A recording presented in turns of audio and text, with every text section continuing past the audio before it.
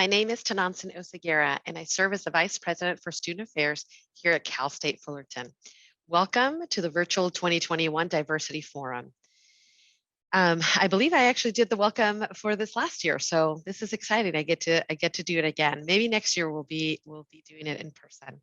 Um, but like many of you, I am a first generation low income student who is now a vice president at a university. I started out, I was born and raised in Mexico City, and I came to the United States when I was 13 years old. And through that process, I went through ESL classes. I graduated from high school, and I went to the university that offered me a scholarship because it was a private scholarship. I was undocumented, so that's the only way that I could afford to attend. And I went to Colorado State University. I'd never seen really the snow, and I'd never been for sure in the snow. So it was a complete culture shift for me to go from Mexico to California to Colorado, where it was very cold. I quickly purchased a jacket, and that was my one jacket for the entire time that I was there at Colorado State. So if you saw pictures of me, I had pretty much the same jacket because it's what I could afford, as my other expenses and when I worked were all used for books and food and all of the miscellaneous things that come up while you go to school. But it also taught me a great lesson in terms of just how resilient I was, and how much I loved education and still do. I love being a lifelong learner, and working at a university is an immense privilege.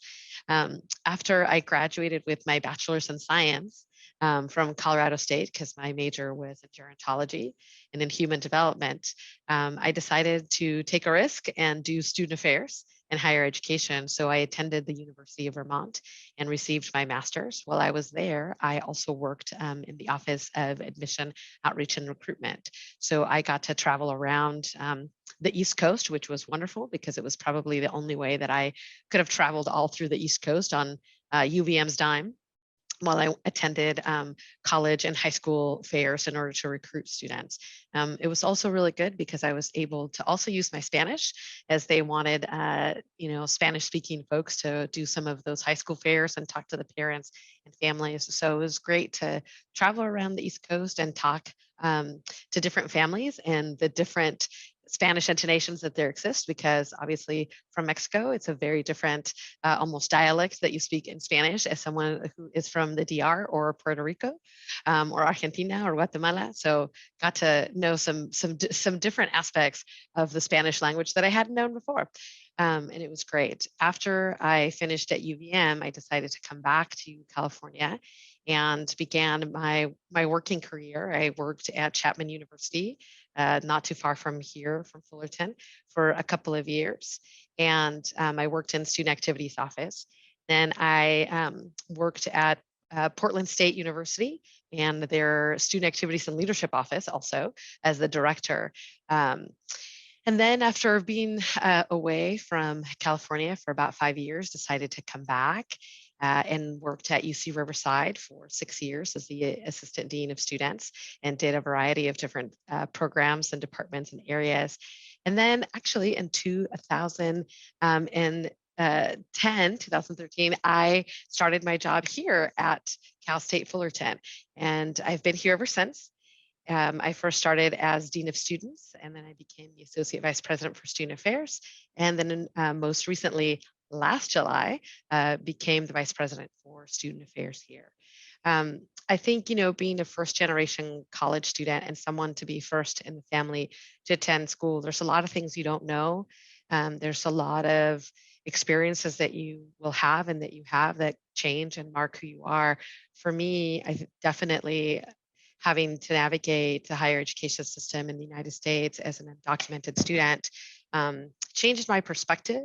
And it is one of the reasons of why I chose to go into higher education. I originally thought I was going to be a researcher in gerontology. I love, and still have a passion for how the brain works and how the brain ages. I got to participate in research as an undergrad around how the brain ages, in particular around Alzheimer's. And that, I think I will always have that in my heart. But that experience also changed me. I was exposed to, I remember this very vividly, my academic advisor who saw and I never disclosed my status to, but I think understood that there was some underlying issue why I couldn't necessarily work in jobs that weren't offering a stipend or scholarship that was private. He never asked, but when he, I think, got an inkling, um, he realized that he could help me in different ways by being my academic advisor. And he took two risks. One is he hired me in his research lab in family studies, and he offered me a scholarship to do some data entry. So I was able to have some money in my pocket to be able to go to school. And the other thing he told me was that after you pay for 12 credits, 12 units, that you could take up to 18 to 21 units if your advisor said that it was okay for you to take that many units, but you still only paid for 12. This is, decades ago, so I don't think that longer is an option. Um, and so I think, for me, that made a significant difference because I was paying for some expenses out of pocket, and I used to do a lot of jobs that were cash, right? Because I didn't have my Social Security card and wasn't able to work. This is long before DACA, so I was able to pick up that job, and it was very helpful. And I realized, wait a minute, I can take 18 to 21 credits. I don't recommend it, but for me, it worked. And I worked with my academic advisor, and he signed the paperwork indicating that I could take and should take 18 to 21 credits in order to be able to finish my degree in 3 years.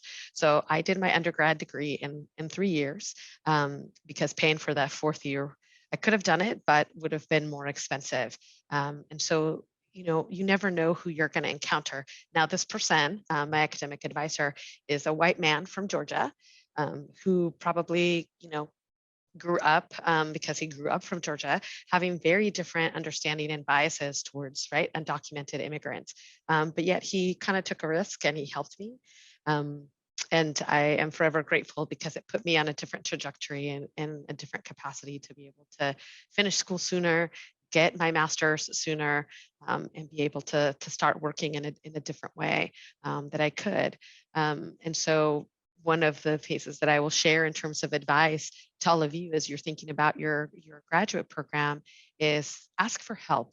I know that often there is this perception that you shouldn't ask for help, that you should know everything, but it's not real. And it's not an expectation that you should have of yourself. You're first in your family to go to school. Ask for help.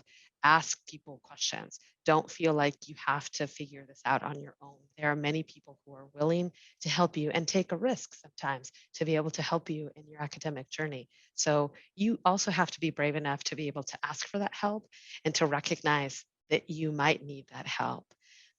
So that's that's my suggestion. That's my one pearl of wisdom. As you're looking into graduate school, is think about the faculty that could help you. Think about the resources that your next school is going to be able to offer you, so that you consider why it would help to your success. So, thank you. I hope you enjoy the rest of the conference. Hope you have a good day, and always a Titan.